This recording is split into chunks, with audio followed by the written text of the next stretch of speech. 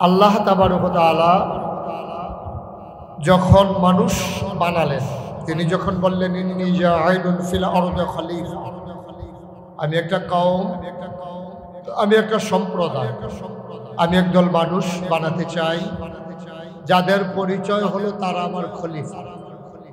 ফেরেশতারা আপত্তি তুললেন, অতীতের কথা মনে করিয়ে দিলেন।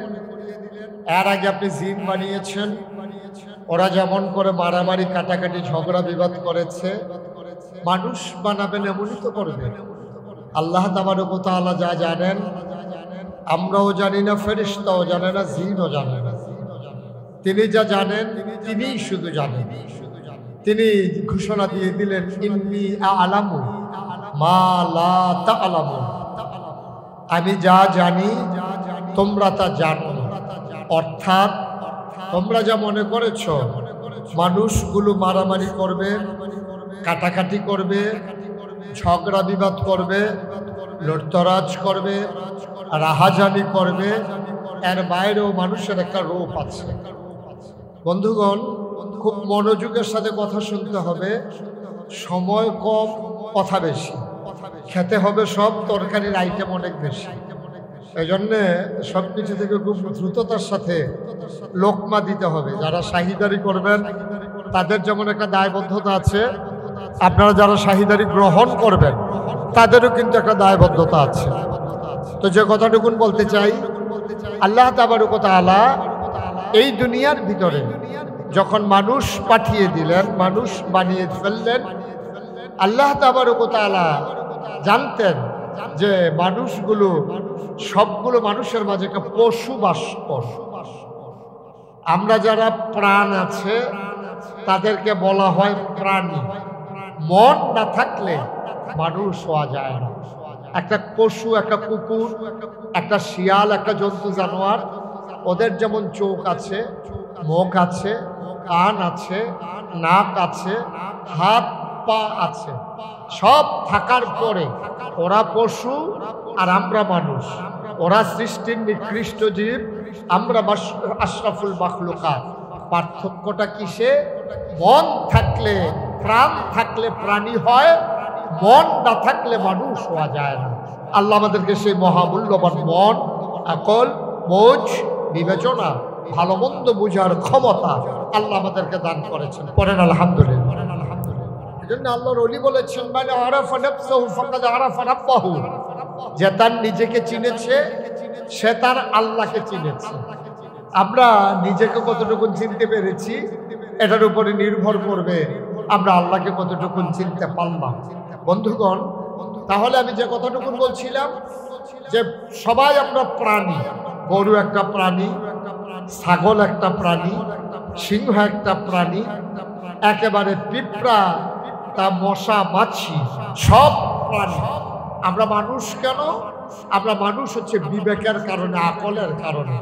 কিন্তু এই মানুষগুলো বিবেকের কারণে আল্লাহ তাকে কত শ্রেষ্ঠত্বের মর্যাদা দিয়েছেন। কুরআনুল কারীমে আল্লাহ তাবারক ওয়া তাআলা ওয়াজ করে দিয়েছেন। আল্লাহ বলছেন, কুল হাল ইয়াস্তাবিল্লাযীনা ইয়ালামুনা ওয়াল্লাযীনা লা ইয়ালামুন, হে রাসূল আপনি বলে দেন, যারা জানে যারা জানে না দুই দল কি সমান? অর্থাৎ না, দুই দল সমান। পার্থক্যটা হলো কেমনে? আল্লাহ তাবারক ওয়া তাআলা জানিয়ে দিলেন যে যারা জানে যারা জানে না দুই দল সমান না, যারা মানে যারা মানে না দুই দল সমান না, যাদের আকল আছে যাদের আকল নাই দুই দল সমান না। তাহলে একদল আমরা বুঝে গেলাম যে আকল থাকার কারণে অন্যতম অনন্য বৈশিষ্ট্যের অধিকারী হয়ে যায় মানুষ। আল্লাহ তাবারক ওয়া তাআলা চোখ আছে, নাক আছে, মুখ আছে, কান আছে, তারপরেও মানুষ বলে স্বীকৃতি দিতে চান। আল্লাহ কি বলতে চান? কুরআনুল কারীম আল্লাহ ইরশাদ করে দিয়েছেন, ওয়ালাহুম কুলুবুল লা ইয়াফকাহুনা বিহা ওয়ালাহুম আয়ুনুল লা ইউবসিরুনা বিহা ওয়ালাহুম আযানুল লা ইয়াসমাউনা বিহা উলাইকা কাল আনআম বাল হুম আদাল। আল্লাহ বলছেন দুনিয়ার ভিতরে একদল মানুষ আছে, মন আছে বুঝে না, চোখ আছে দেখে না, কান আছে শুনে না। আমরা বলি আল্লাহ এটা কেমন মানুষ? আল্লাহ উলাইকা কাল আনআম, ওকে তো মানুষ বলি নাই, ওরা চতুষ্পদ জানোয়ার। আমরা বললাম আল্লাহ সে কি জানোয়ার? আল্লাহ বলছেন না, বাল হুম আদাল, এটা জানোয়ারের চাইতে আরো নিকৃষ্ট। বন্ধুগণ, মন থাকার পরেও মানুষ হওয়া গেল না, চোখ থাকার পরেও মানুষ হওয়া গেল না, হাত পা নাক কান থাকার পরেও মানুষ হওয়া গেল না। কারণ হলো একটাই, আমরা আমাদের নিজেদের আকল, বিবেক, বিবেচনাবোধ, ভালো মন্দ বোঝার ক্ষমতা আমরা যখন কাজে লাগাবো না, তখন আমরা হব নিকৃষ্ট জানোয়ার। আপনি রাষ্ট্রের সর্বোচ্চ পর্যায় থেকেও জানোয়ারে পরিণত হতে পারেন, আবার সর্বনিম্ন পর্যায় থেকেও আপনি আশরাফুল মাখলুকাত হতে পারেন। আপনি যখন অপরের অধিকার হরণ করেন, আপনি যখন যে কোনো মূল্যে আমার ক্ষমতায় থাকাই লাগবে মসনদ পাকাপুক্ত করতে চান, আল্লাহ বলছেন উলাইকা কাল্লাম, ওরা চতুষ্পদ জানোয়ারের মতো। আল্লাহ বলছেন না বল হুমাদাল, এগুলা জানোয়ারের চাইতে আরো নিকৃষ্ট। ঠিক কিনা? ক্ষমতার স্বাদ নেওয়ার পরে যারা ক্ষমতার মসনদ ছাড়তে চায় না, বিবেক থাকার পরে যারা বিবেক কাজে লাগাতে চায় না, নিজের করে যেমন করে নিজেরটা 16 আনা বুঝে নেয়, আর অপরেরটা যখন 1 আনাও বুঝে নেয় না, আপনার সন্তানের জন্য আপনার যেমন মায়া, যে মানুষটাকে আপনি গুম করে নিলেন, যে মানুষটাকে হত্যা করে নিলেন রাজনীতির প্রতিহিংসার কারণে, তার বাবা, সেই বাবার কাছেও সন্তানের ঠিক ততটুকুই মায়া। আপনি কি বুঝবেন? আপনি মনুষ্যত্ব বিকিয়ে দিয়েছেন, আপনি কি বুঝবেন তার জ্বালা? আপনি ওই মায়ের আকুতি আপনি বুঝবেন যে মহিলাটা জানে না তার স্বামী আছে কি আছে না, আছে কি নাই, এটা সে জানেও না। জানলে তো এক কথা, এক সময় সুখটা পাথরে পরিণত হয়ে সে আবার আনন্দের দিন কাটাতে শুরু করে। কিন্তু যে মানুষটা অপেক্ষায় থাকে, হঠাৎ করে রাতের মাঝরাতে দরজায় নক হলে সে মনে করে হয়তো বা আমার প্রিয়তমার স্বামী এসেছে। সে জানে না তার স্বামী কোথায় আছে, কিভাবে আছে। সন্তান ঈদের দিন সকালবেলা রঙিন জামা পরে অপেক্ষায় আছে। মা বলছে চাচ্চুর সাথে যাও, ও বায়না ধরেছে বাবা আসলে তারপরে যাবে। কিন্তু সে জানে না বাবা আছে কি না, সে জানে না তার বাবা আছে কি নাই, আদৌ আছে কি না সেটাও জানে। কিন্তু সে বায়না ধরেছে মায়ের কাছে, বাবা আসলে আঙ্গুলে ধরে ধরে তারপরে ঈদগাহে যাবে। আপনি বুঝবেন তার কর্মজ্বালা। পৃথিবীর কোন ভাষা দিয়ে আপনি সে বাচ্চাটাকে সান্ত্বনা দেবেন? এমন ভাষাকে আবিষ্কৃত হয়েছে, এমন কোন ঔষধকে আবিষ্কৃত হয়েছে যে রক্তক্ষরণ আপনি বন্ধ করে দিতে পারেন? যে ছেলেটা তিল তিল করে বড় হচ্ছে, সে জানে না তার বাবা আছে কি নাই, তার অনুভূতি আছে কিন্তু সে বুঝতে পারে নাই। সে মনে করেছে বাবা হয়তো বা বিদেশ অথবা চাকরির কারণে ঢাকাতে আটকা পড়ে গেছে, কোনো একদিন রাতের বেলা এসে ঠিকই তার খোকাকে ঘুম ভাঙিয়ে জানান দেবে আমি আছি। কিন্তু সে জানে না তার বাবা হারিয়ে গেছে কোনো একটা মিছিল, তার বাবা রক্তে রঞ্জিত হয়েছে বাংলার কোনো এক রাজপথে। সে হয়তো জানে না তার বাবা গুম হয়ে থাকতে থাকতে একদিন তার লাশ হয়ে গেছে। বন্ধুগণ, তখন মানুষটার মানুষ থাকে না, তখন মানুষটা পশুত্ব বরণ করে, তখন মানুষটার মানুষ থাকে না। যখন শুধু নিজের কথা ভাবতে শিখে, অপরের কথা আর ভাবতে শিখে না। আল্লাহ রসুল সাল্লাল্লাহু আলাইহি সাল্লাম ১৫০০ বছর আগে তিনি যখন দুনিয়া থেকে বিদায় হচ্ছেন, তিনি খুবই চিন্তান্বিত। একদিন আমি থাকবো না, কিয়ামত পর্যন্ত মানুষ আসবে, কে দেখাবে পথ, কে দেবে পথের দিশা, বিপদ সংকুল পথে কে এগিয়ে নিয়ে যাবে, ঝঞ্ঝা বিক্ষুব্ধতে পৃথিবীতে কে বুকের মাঝে আঁকড়ে ধরে বলবে আসো আমার বুকে, এখানেই শুধু শান্তি। ওরা কারা? আল্লাহ রাসূল সাল্লাল্লাহু আলাইহি সাল্লাম বলে দিলেন, জাল উলামাউ ওয়ারাসাতুল আম্বিয়া, উলামায়ে কেরাম নবীর ওয়ারিস। আমরা অবাক বিস্ময়ে তাকিয়ে দেখি, যখন দেখি যাদেরকে আল্লাহ রাসূল উলামায়ে কেরামকে ওয়ারিস বানিয়ে গেছেন, দ্বীনের ধারক বাহক বানিয়ে গেছেন, যাদের মাধ্যমে দ্বীনকে এগিয়ে নিয়ে যাওয়ার কথা, আমরা যখন দেখি ওই আলেম নামদারি একদল কাপুরুষ, আমরা যখন দেখি তারা চিন্তা করে ওই মিছিলে গেলে, ওই মিটিংয়ে গেলে, ওই সম্মেলনে গেলে আমার গায়ে তকমা লেগে যায় কিনা এই ভয় নিয়ে যারা দ্বীনের কথা বলতে সাহস পায় না, আমি মনে করি ওরা আলেম হয়েছে ঠিক কথা, নবীর ওয়ারিসও বলেছে ঠিক কথা, কিন্তু ওয়ারিস আছে দুই ধরনের, একদল হলো সুওয়ারিস, আরেক দল হলো কুওয়ারিস। সুরতের নাম আলেম না, সুরত এবং সিরতের সমন্বয় হলো আলেম। সুরত এবং সিরত যখন সমন্বয় হবে তখন সে প্রকৃত আলেমে পরিণত হবে। আপনি মনে করেছেন আপনাকে লোকজন দাওয়াত দিচ্ছে, আপনাকে লোকজন হাদিয়া দিচ্ছে।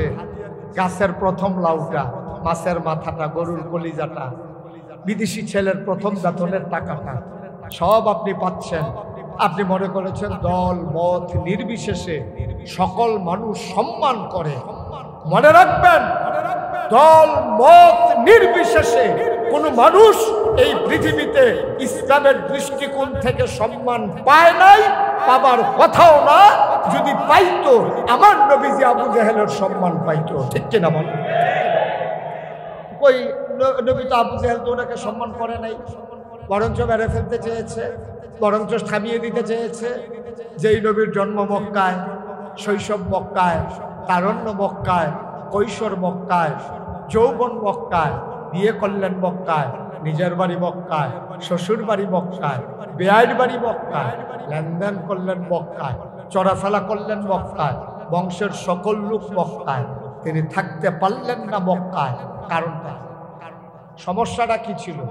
সমস্যাটা, উনি নাগাইশের পীর সাহেব হতে পারেন না, তিনি আমার এলাকার বড় হুজুর হতে পারেন না, তিনি মুহতামিম হুজুর হতে পারেন নাই, তিনি এত কিছুর উঠতে গিয়ে একটা হয়েছিলেন, তিনি বিশ্ব নবী হয়েছিলেন, ঠিক কিনা বলেন? আর বিশ্ব নবী হওয়ার কারণে পীর সাহেব বাতিলের সাথে আপোষ করা সহজ, কিন্তু নবী যদি বাতিলের সাথে আপোষ করে তাইলে দিন বলতে আর কোনো কিছু থাকবে না। এই জন্য তিনি জানিয়ে দিলেন, আমি জানি দিনের কথা বলতে গেলে মামলা হবে, হামলা হবে, জেল জুলুম নির্যাতন হবে, আপন মানুষেরা পর হয়ে যাবে, ব্যবসায়ী যারা অসৎ উপায়ে মজুদদারি করে তারা আমার আপন থাকবে না, যারা সুদখোর তাদের সুদ যখন বন্ধ হয়ে যাবে তখন হাদিয়া নিয়ে আমার দরজায় এসে দাঁড়াবে না। নবী জানতেন যারা ঘুষখোর, যারা মদখোর, যারা কেসুনু চালায়, যারা ওই মূর্তি পূজা করে, ওরা কখনো নবীর পক্ষের শক্তি হতে পারে না। তিনি জেনে শুনেই দ্বীনের পথে অটল অবিচল ছিলেন। আর তিনি যেন জানিয়ে দিয়েছিলেন, আল্লাহ ঘোষণা দিলেন, ওয়ালা তাহিনু ওয়ালা তাহজানু ওয়া আনতুমুল আ'লাউনা ইন কুনতুম মুমিনিন। তোমাদের কোনো ভয় নাই, তোমাদের কোনো পেরেশানি নাই। তোমার জন্মস্থান থেকে ত্যাগ করে মক্কা ছেড়ে মদিনায় যেতে হবে, হয়তো তোমার উহুদের প্রান্তরে দাওয়াত মুবারক চলে যাবে, সাহাবায়ে কেরামের রক্তে রঞ্জিত হবে বদর আর উহুদের প্রান্তর, তোমাদের বাড়ির ঠিকানাগুলো মুছে দেওয়া হবে, ব্যবসা প্রতিষ্ঠানগুলো দখল দেওয়া হবে, চাকরি চলে যাবে, ইমামতি চলে যাবে। সব কিছুর পরে তুমি যখন চিৎকার করে বলতে পারবে, মামলা হবে, হামলা হবে, জেল জুলুম নির্যাতন হবে, প্রয়োজনে জীবন দেওয়া যাবে, ঈমান দেওয়া যাবে না, এটাই হচ্ছে ঈমানদার, ঠিক কিনা? ইসলামের শত্রুরা হুঁশিয়ার শাসন, নারে তাকবীর। কিন্তু আফসোস হচ্ছে, আফসোস, বড়ই আফসোস যে এই নবীর ওয়ারিসদের মাঝে দুই ভাগ হয়ে গেছে। একটা হলো সুওয়ারিস আর একটা হচ্ছে কুওয়ারিস। সুওয়ারিস হচ্ছে বাবার রেখে যাওয়া সম্পদ যিনি কষ্ট করে বাড়ায়, তাকে বলা হয় সুওয়ারিস। আর কুওয়ারিস হচ্ছে বাবার সম্পদ বিক্রি করে করে যিনি খায়, এটা হচ্ছে কুওয়ারিস। আজকে বাংলাদেশে সুওয়ারিস, ওই উলামায়ে কেরামের কথা বলছি, যেহেতু মাদ্রাসার প্রোগ্রাম, আপনি অনেক উলামায়ে কেরাম এসেছেন, এখন আপনাকে সিদ্ধান্ত নিতে হবে আপনি কি সুওয়ারিস না কুওয়ারিস। যদি আপনি সুওয়ারিস হন তাহলে নবীর যেই পরিণতি আপনারও সেই পরিণতি, আপনি বুঝে শুনে হবেন কি হবেন না, ডিসিশন আপনার, এটা ওন ডিসিশন, এটা আপনার সিদ্ধান্ত। আপনি কি সিদ্ধান্ত নেবেন আমি কি ওয়ারিস হব নাকি হব না? আপনি ওয়ারিস হইলেও ওয়ারিস, না হইলেও ওয়ারিস সমাজের মানুষ মনে করে। কিন্তু আপনি যদি প্রকৃত নবীর ওয়ারিস হতে চান, ওয়ারিসের দরজা দুইটা খোলা, একটা হইল সু আর একটা হইল কু। সুওয়ারিস যারা, তারা নবীর দিন বাঁচিয়ে রাখবে, এগিয়ে নিয়ে যাবে কিয়ামত পর্যন্ত, একেবারে তৃণমূল পর্যায় থেকে শুরু করে রাষ্ট্রের সর্বোচ্চ পর্যায় পর্যন্ত তারা দ্বীনের বিধানকে কায়েম করতে চাইবে। আর এই কায়েম করতে গিয়ে এই পথ কখনো কুসুমাস্তীর্ণ হবে না, ফুল বিছানো হবে না, এ পথ হবে কণ্টকাকীর্ণ, কাঁটা বিছানো। এখন আপনি সেই পথে যাবেন কিনা এটা আপনার সিদ্ধান্ত, এটা আপনার সিদ্ধান্ত। আপনি যদি বলেন যে হ্যাঁ আমি নবীর সুওয়ারিস হতে চাই, তাইলে যেমন পাঞ্জাবি লাগবে, টুপি লাগবে, দাড়ি লাগবে, পাশাপাশি ঈমানি চেতনা লাগবে, সুদ মুক্ত জীবন লাগবে। ঘুষ মুক্ত জীবন লাগবে, মামলা হবে, টিটকারি হবে, মস্কারা হবে, জেল জুলুম নির্যাতন হবে, ব্রাহ্মণবাড়িয়া শহর ছেড়ে কোনো এক অজানা শহরে পাড়ি জমাতে হবে, চাকরি থাকবে না, মিম্বারের খুতবা বন্ধ হয়ে যাবে। হবেন কি হবেন না এটা আপনার ডিসিশন। তো আপনি যদি বলেন সবই হারাই ফেলবো, তাহলে আমি এই ওয়ারিশ হয়ে লাভ কি? এই ওয়ারিশের বিনিময় পাবেন ওই সেখানে যখন মানুষগুলো হাবুডুবু খাবে, ইয়ানফসি ইয়ানফসি বলে চিৎকার করবে, আর নবীজি আপনাকে টেনে নিয়ে যাবে, আর জান্নাতের ফেরেশতারা আপনাকে আহলান সাহলান আপনাকে তাকবীর দিয়ে দিয়ে জান্নাতের দরজায় নিয়ে যাবে। হুর গালমানেরা ফুলের মালা নিয়ে অপেক্ষা করবে, আপনাকে দেখে বলবে আহলান সাহলান মারহাবা, মোস্ট ওয়েলকাম, আমাদের ভুবনে আপনাকে স্বাগতম। এখন আপনি দুনিয়ার পদ পদবি নেবেন না জান্নাতের ফুলের মালা নেবেন, সিদ্ধান্ত আপনার। আপনি যদি মনে করেন আমি দুনিয়াও চাই পরকালও চাই, দুইটা একসাথে কখনো হয় নাই, হবেও না। আরো সহজ করে বলি, মনে করেন এই যে পিলারটা, এই পিলারটা হচ্ছে আপনার একটা হায়াতে জিন্দেগি। এখন আপনি যদি বলেন যে আমি উত্তর দিকে যাব, তাইলে দক্ষিণ দিক অনেক দূরে সরে যাবে। খুব সহজ করে বুঝছেন, এই পিলার থেকে আপনি যত উত্তরে যাবেন দক্ষিণ কি তত কাছে থাকবে না দূরে যাবে? কথা বুঝেন নাই আমার?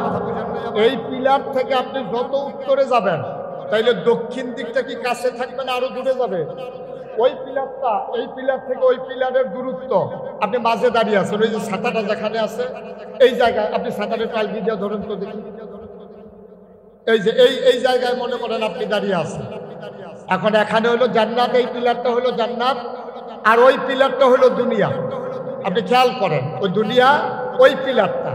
এখন যদি আপনি জান্নাতের দিকে আগান, এই সামনের পিলারের দিকে আগান, তাইলে পেছনের পিলারটা কি কাছে থাকবে না দূরে চলে যাবে? ওকে ফাইন, একবারে সহজ হিসাব।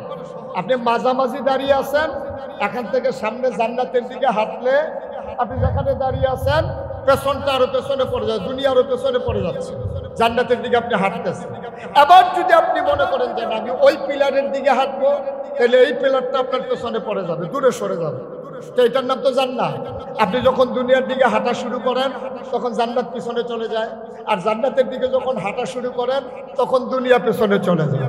এখন যারা মসজিদের মিম্বার ঠিক রাখতে চায়, মাদ্রাসার মুহতামিম ঠিক রাখতে চায়, মসজিদের খুতবা ঠিক রাখতে চায়, চাকরি ব্যবসা প্রতিষ্ঠান ঠিক রাখতে চায়, তখন তার থেকে জান্নাত চলে যায় দূরে। আর সে যখন জান্নাত ঠিক রাখতে চায়, দুনিয়ার সবগুলো কাজ তার জন্য বিপদ হয়ে দেখা দেয়। ঠিক কিনা বলে? একেবারে বাস্তব, একেবারে বাস্তব। এখন আপনাকে সিদ্ধান্ত নিতে হবে, আপনি কি দুনিয়ার দিকে আগাবেন নাকি জান্নাতের দিকে আগাবেন। এখন জান্নাতের দিকে আগাইলে দুনিয়া আপনার সাথে বেঈমানি করবে, আর দুনিয়ার সাথে আগালে জান্নাত আপনার সাথে বেঈমানি করবে, আপনি কাছে পাবেন না। এখন যারা সুওয়ারিশ তারা সিদ্ধান্ত নিয়েছে যে আমরা অবশ্যই ইন্নাল্লাহ ইশতারা মিনাল মুমিনিনা আনফুসাহুম ওয়া আমওয়ালাহুম বিআন্না লাহুমুল জান্নাহ। সূরা তাওবার 111 নম্বর আয়াত তারা মর্মমূলে ধারণ করেছে। তারা বলেছে ইন্নাল্লাহ ইশতারা, নিশ্চয়ই আল্লাহ ক্রয় করে নিয়েছেন, মিনাল মুমিনিনা, মুমিনদের কাছ থেকে, আনফুসাহুম ওয়া আমওয়ালাহুম, তাদের জীবন এবং তাদের মাল সামানা, ব্যবসা, চাকরি, ঘর দরজা, বাড়িঘর, জায়গা জমি, সন্তান, পরিবার, সব কিছু তারা বিক্রি করে দিয়েছে। কিসের বিনিময়? বিআন্না লাহুমুল জান্নাহ, জান্নাতের বিনিময়। তারাই মুমিন। যারা মুমিন তারা বিক্রি করে দিয়েছে জান আর মাল আল্লাহর কাছে, বিনিময়ে তারা পেতে চায় জান্নাত।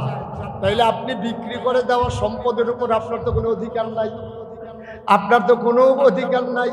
আপনি একটা ছাগল বাজারে তুলে বিক্রি করে, আপনি যদি বলেন ভাই ছাগল 5,000 টাকা বিক্রি করবেন, এখন ছাগল বিক্রি করছেন, উনি 5,000 টাকাও দিচ্ছে, দেওয়ার পরে আপনি ছাগলের রসিদে দুইটা কাঁদতেছেন, বিক্রি করার পরে টাকা নিয়ে ছাগলের রসিদ ধরে কাঁদতেছে। মালিক বলতেছে কাঁদেন কেন?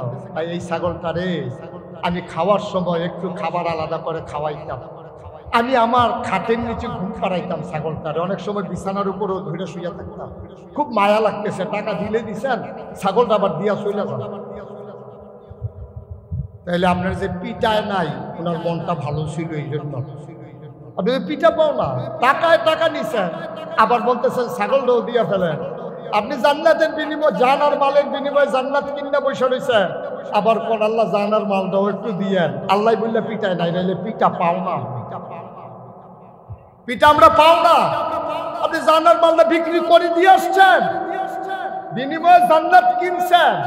এখন আপনি কোন জান আমার, মাল আমার, চাকরি আমার, ইমামতি আমার, ফিরসাদি আমার, মুরিদ আমার, হাদিয়া আমার, সব আপনার, আবার জান্নাতও আপনার। এটা কেমনে হয়? এই আয়াত যখন নাজিল হয়েছে, আবু হুরায়রা রাদিয়াল্লাহু তাআলা আনহু রাস্তা দিয়ে দৌড়াইতেছে আর বলতেছে, ভাই আজকে একটা মজার আয়াত নাজিল হয়েছে। কই কি কথা? আল্লাহ জানার মাল নেবে, বিনিময়ে জান্নাত দেবে। হযরত ওমর সামনে পড়ে গেছে। ওমর খপ করে ধরছে, এই পাগলের মতো কি কথা বলতেছ? আমার কথা না, নবীজির কথা। কোরআনে আয়াত নাজিল হয়েছে, ইন্নাল্লাহা ইশতারা মিনাল মুমিনিনা আনফুসাহুম ওয়া আমওয়ালাহুম বিআন্না লাহুমুল জান্নাহ। তোমরা তো আরবি বুঝতেন, আর তো বুঝাইয়া বলার দরকার নাই। ওমর বলছে, অসম্ভব, এই আয়াতের সাথে বাস্তবতার মিল নাই। ধরো এটা কি সত্য বলছো না তুমি মিথ্যা বলছো? চলেন নবীজির কাছে। নবীজির কাছে নিয়ে যাওয়া হলো। নবীজি বললেন, ওমর খুব রাগান্বিত মনে হচ্ছে। কয় আবু হুরায়রা বানাইয়া বানাইয়া কথা কয়। কয় কি বলছে? কয় বলছে আল্লাহ নাকি জানার মাল কিনছে, বিনিময়ে নাকি আমাদেরকে জান্নাত দিছে। কয় না, ও বানাইয়া বলে নাকি, এটা আমার কথা, আমার কাছে আয়াত নাজিল হইছে। আবু হুরায়রা বলতেছে, নবীজি বলতে, আবু বকর কি বলে, উমর বলতেছেন, ইয়া রাসূলুল্লাহ এটা কেমনে হয়? জান তো এমনি আল্লাহ মালিক।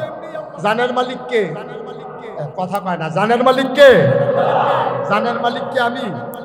আমি যদি আমি মুশতাক হয়ে যদি আমার জানের মালিক হইতাম, আমারে যদি আজরাইল এসে বলতো যে জীবনটা নিয়ে যায়, আমি বলতাম না, পরে এসো, ছেলে এখনো বিয়া করাই নাই, নানাত করে মুখ দেখি নাই, জান নিতে আসা সহায়তা, আমি ধমক দিয়ে দিতাম আজরাইলকে। তা আমার জিজ্ঞেসও করে না, কারণ আমার জিজ্ঞেস করার দরকারও নাই। এটা আমি আগেই বিক্রি করে রেখেছি।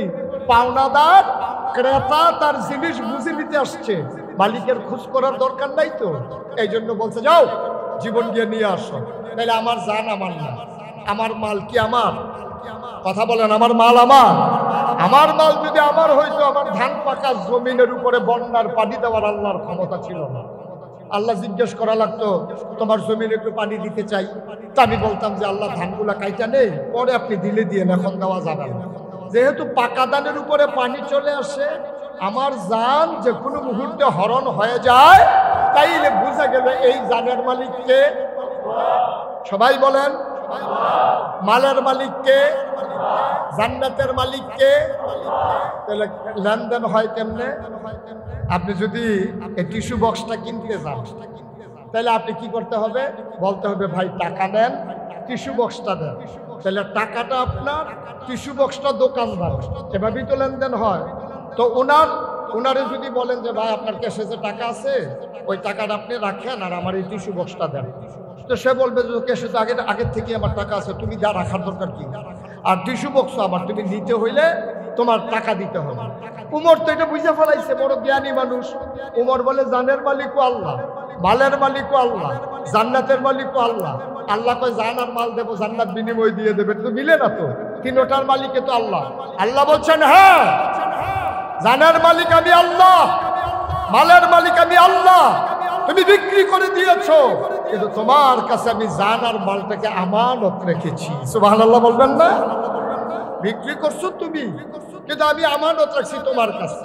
আচ্ছা, মনে করেন এই যে মুবারক ভাই, উনি আমার কাছে এই সানগ্লাসটা বিক্রি করছে, আমানত রাখছে, বিক্রি না আমানত রাখছে। বলছে যে ভাই আপনি তো রোদের সময় অনেক সময় চলাফেরা করা লাগে, এটা আপনারে দিলাম, আমি যখন চাই দিয়ে দেবেন, এটা আপনার কাছে আমানত। তবে ভাই আমার এই চশমাটা, সানগ্লাসটা আমার কাছে খুব পছন্দের, আপনি রোদের ভিতরে ব্যবহার করেন, বৃষ্টি আসলে আপনি খুইলা পকেটে রাইখা দিয়ে, বৃষ্টি আসলে গ্লাসটা নষ্ট হয়ে যাবে, বৃষ্টির ফোঁটা পড়লে দয়া করে আমার সানগ্লাসটা আপনি ব্যবহার করেন, আপত্তি নাই, কিন্তু রোদে ব্যবহার করেন, বৃষ্টিতে ব্যবহার করেন না। এই কথা বললে উনি আমার এটা আমানত হিসাবে দিচ্ছে। এখন আমি করছি কি, বাইরেই বৃষ্টি আসছে, পরে এটা পকেট থেকে খুলে তাড়াতাড়ি চোখে দিচ্ছে। উনি এটা দেখা ফেলাইছে। উনি দেখা যদি বলে যে ভাই আপনারা এত মহব্বত করি, আপনারা বললাম যে বৃষ্টির সময়টা চোখে দিয়েন না, আর আপনি শুরুই করলেন বৃষ্টির ভিতর দিয়া, কারবারটা বুঝলাম রাজান, আমারটা আমার দিয়ে ফেললাম, তাইলে ওনার যেমন অপরাধ হবে না। জান বানিয়ে রেখেছেন আল্লাহ আমার কাছে আমানত, মাল আমার কাছে আমানত রেখেছেন। সুতরাং এই জান আর মাল এগুলো কিন্তু আল্লাহ আল্লাহ বলে দিয়েছেন এই জান ব্যবহার করা যাবে আমার পথে। ইসলামের বিরুদ্ধে ইসলামের দুশমনেরা যখন মিছিল দেবে, ইসলামের বিরুদ্ধে যখন দাঁড়াবে, তুমি অটল অবিচল পাহাড়ের মতো আমার দেওয়া জান নিয়া, আমার দেওয়া জবান নিয়া তুমি ইসলামের পক্ষে দাঁড়িয়ে যাবে। এই জন্য আমানত রাখলাম। আর মিছিল শুরু হয়েছে পরে আমি দৌড় দিয়ে ঘরের ভিতরে ঢুকে গেলাম। তাইলে কি আমি আমানত রক্ষা করলাম না খেয়ানত করলাম? আমরা তাই করছি, আমরা তাই করছি। আমরা জানেন মালের যে আমানত ছিল আমাদের কাছে, আমরা তার খেয়ানত করে দিয়েছি। জানটা তো আল্লাহ, মালটা আল্লাহ দিয়েছেন আপনাকে। খাও, তুমি ইচ্ছা মতো খাও, ঘুমাও, আরাম করো, এসি লাগাও, বাতাস খাও, শরীরটা আরাম দাও, নিজে আরাম করো, কিন্তু মনে রাখবা এটা কিন্তু আমার। এই জানটা কিন্তু আমার, এই মালগুলা কিন্তু আমার। ব্যবহার করো, সব করো, আমার কোনো আপত্তি নাই। তবে আমার কিছু কথা আছে। আহাল্লাল্লাহুল বাইয়া ওয়া হারামার রিবা। আমার এই জান আর মাল ব্যবহার করে ব্যবসা করবা, সুদ খাওয়া যাবে না। ওয়ালিল্লাহি আলান নাসি হিজ্জুল বাইতি মান ইসতাতা ইলাইহি সাবিলা। আমার এই মাল খরচ করে করে তুমি জান্নাতে এই হজে যেতে পারবা। তারপরে কুতিবা আলাইকুমুস সিয়াম, 12 মাস খাও, 1 মাস তোমার জন্য রমজানের রোজাগুলো ফরজ করে দিলাম। আকিমুস সালাহ ইন্নাস সালাতা তানহা আনিল ফাহশাই ওয়াল মুনকার। তোমার জন্য এই জান ব্যবহার করে করে, এই শরীর ব্যবহার করে করে তোমাকে আমি দিয়ে দিলাম। তুমি নামাজ কায়েম করবে, মন্দ কাজ খারাপ কাজ থেকে যেই নামাজ তোমাকে ফিরিয়ে রাখে। এইভাবে আল্লাহ তাবারক ওয়া তাআলা কোরআনুল কারীমের 500 আয়াত দিয়েছেন, যেগুলোকে বলে আহকামুল কোরআন, কোরআনের বিধিবিধান। এখন আপনি যদি জান আল্লাহ, মাল আল্লাহ, ব্যবহার করলেন আল্লাহর বিরুদ্ধে, যারা এই জান ব্যবহার করে করে, মাল ব্যবহার করে করে, বুদ্ধি খাটাইয়া একবার ক্ষমতা পাইলে আর ক্ষমতা ছাড়তে চায় না, তারা আমানতের খেয়ানত করেছে। ঠিক কিনা বলে? যারা ভোটের নামে যত ধরনের তামাশা আছে, আমি তুমি দামি, আগের রাত পরের রাত, ভোট ছাড়া যা মন চায় তা করলো, সে আমানতের খেয়ানত করলো। আসুন আমরা যারা নবীর ওয়ারিস, যে লক্ষ্য নিয়ে এই ব্রাহ্মণবাড়িয়া মডেল মাদ্রাসা প্রতিষ্ঠা করা হয়েছে, আমার যারা নতুন প্রজন্ম, যাদের চোখ দিয়ে আমি বিশ্ব দেখি, যাদের হৃদয় দিয়ে আমি ভাবতে শিখি, যাদের মাধ্যমে ভবিষ্যৎ বাংলাদেশ বিনির্মাণ করতে চাই, যারা 30 পাড়ায় ধারণ করে অনন্য এক নজির স্থাপন করলো, গর্বিত সন্তান হলো ব্রাহ্মণবাড়িয়ার, তাদেরকে স্যালুট, তাদেরকে রক্তিম শুভেচ্ছা, তাদের আব্বা আম্মাকে অগ্রিম শুভেচ্ছা। যেহেতু তাদেরকে শুভেচ্ছা জানাবেন স্বয়ং আল্লাহ রাব্বুল আলামিন, তাদেরকে পুরস্কৃত করবেন স্বয়ং আল্লাহ। তাদের মাথার উপরে এমন নূরের মুকুট, এমন নূরের মুকুট জল করে জ্বলবে, ওরা কিয়ামতের কোটি কোটি মানুষগুলো ওই টুপির দিকে তাকিয়ে থাকবে। এমন সুন্দর টুপি হয়, এমন সুন্দর সম্মানের জিনিস হয়, সবাই মিলে তাকিয়ে থাকবে ওই দিকে।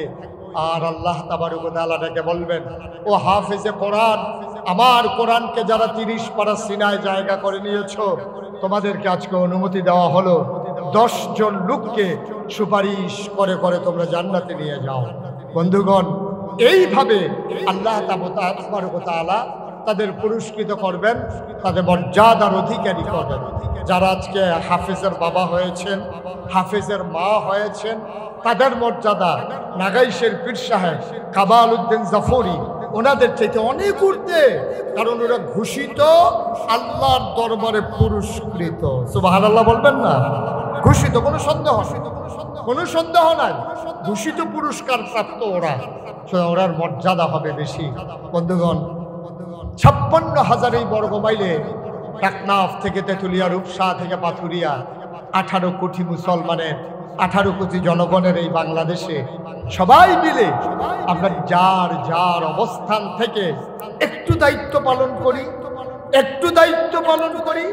আমি আমার পরিবারে, আপনি আপনার প্রতিষ্ঠানে, আপনি আপনার ওয়ার্ড কাউন্সিলর হিসেবে ওয়ার্ডে, আপনি আপনার যিনি পৌর মেয়র আছেন তিনি পৌরসভায়, এমন করে যদি সকল জায়গায় আমরা দায়িত্ব পালন করতে পারি, তাহলেই হব আমরা সোনার মানুষ। যেমন করে হযরত ওমর রাদিয়াল্লাহু তাআলা আনহু নবীর দেখানো পথে, আল্লাহর দেয়া বিধান মতে তিনি তার জীবন কেমন করে তৈরি করেছিলেন, যেই জন্য দুনিয়াতে থাকতেই 10 জন মানুষ জান্নাতের সুসংবাদ পেয়েছিলেন। সুবহানাল্লাহ বলবেন না? আবু বকর রাদিয়াল্লাহু তাআলা যখন ইন্তেকাল করে ফেললো, ওমরকে খুঁজে পাওয়া যাচ্ছে না, গেল কই? দেখো উনি ঘোড়ার কোনায় বসে বসে কাঁদতেছে। সবাই বলতেছেন আপনি এখানে কাঁদতেছেন, আর আপনাদেরকে আমরা খুঁজে খুঁজে পেরেশান। হযরত ওমর চোখের পানি ছেড়ে দিয়ে বলেন, আমি জানতাম তোমরা আমাকে তালাশ করবে, এজন্য আমি লুকিয়ে আছি। আমি জানতাম আমার কাঁধেই বোঝা আসবে, এজন্যই আমার বড় পেরেশানি। আবার সবাই মিলে বলল, আবু বকরের পরে কে আছে এমন যে হাল ধরতে পারে মুসলিম বিশ্বের?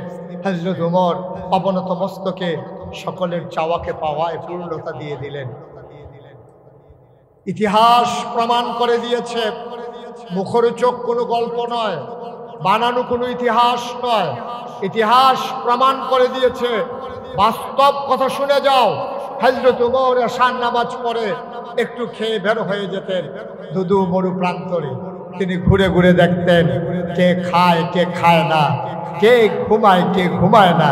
এমন করে তার গোটা জিন্দেগি কাটিয়েছেন। সবাই পড়েন আলহামদুলিল্লাহ। আরো জুড়ে পড়তে হবে। আর জন্যই আজকের মাহফিলের রৌনক বক্স মেহমান, যিনি আজকের মাহফিলকে আলোক উজ্জ্বল করেছেন, যিনি আজকের এই দিনের মর্যাদা বাড়িয়ে দিয়েছেন, যে মানুষটির উপস্থিতি আমাদেরকে আন্দোলিত করে, আমাদের হৃদয়ে শিহরণ জাগায়, আমরা অভিভূত হই, আমরা মুগ্ধ হই। যে মানুষটির আগমন আমাদেরকে আনন্দিত উদ্বেলিত করে, আমাদের হৃদয়ে আনন্দের হিল্লুল বহিয়ে দেয়। হাজারো আলেমের উস্তাদ, বাংলাদেশের একজন প্রথিতযশা আলেমে দ্বীন, যিনি তার কর্মজীবনে সারাটা জীবন ব্যয় করেছেন দ্বীনের পথে। আমাদের আজকের মাহফিলের প্রধান অতিথি আল্লামা প্রফেসর সৈয়দ কামাল উদ্দিন আব্দুল্লাহ জাফরি। তিনি হুজুর আমাদের মাঝে এসে তাশরীফ এনেছেন। সাথে সাথে আমাদের মাঝে আরেক রৌনক বক্স মেহমান এসেছেন, হুজুরের বড় সাহেবজাদা, হুজুরের সুযোগ্য সন্তান, আমেরিকা প্রবাসী, আমাদের প্রিয় ভাই, হুজুরের সুযোগ্য সাহেবজাদা, আমাদের আত্মার আত্মীয়, ভিন্ন হৃদয়াংশ, আমার ভাই, উনি এসে তাশরীফ এনেছেন।